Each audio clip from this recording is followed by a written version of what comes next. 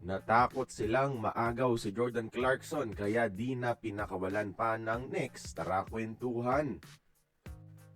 Pumirma na nga ng isang 1-year minimum contract si Pinoy Jordan Clarkson sa New York Knicks, mga idol. At tuwang-tuwa ang mga Knicks fans dito, mga idol, sa pagbabalik ng nag-iisang flamethrower sa NBA. Di na nila pinakawalan pa si JC dahil sa isang post ng Knicks mismo. Tinawag nila si Clarkson na isang instant offense na may kasama pang Philippine flag, mga idol. Tiwala pa rin ang organization na papangunahan muli ni Clarkson ang kanilang bench production kapag tagtuyo ang ambag ng starters, mga idol. At syempre, si Clarkson yung veteran at nagsisilbing leader nila sa locker room, mga idol, ayon pa sa isang next player na si Mohamed Jawara, na kahit sina Bronson at Towns nakikinig pa mismo kay Clarkson. Pero alam nyo ba, mga idol, may iba ring mga offers kay Clarkson sa free agency?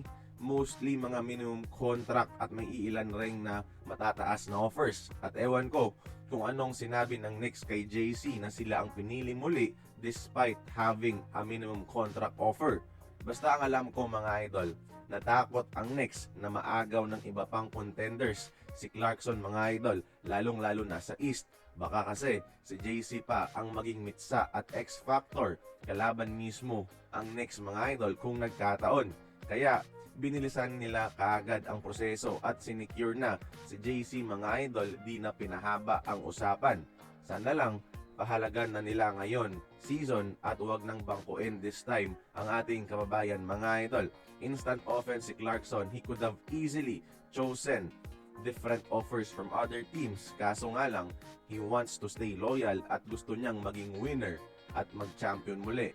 So New York, take care of Jordan Clarkson. Kaya kayo, mga idol, tingin niyo ba maganda kaya ang ipapakita ni JC sa bagong NBA season para sa kanyang pangalawang taon sa New York Knicks?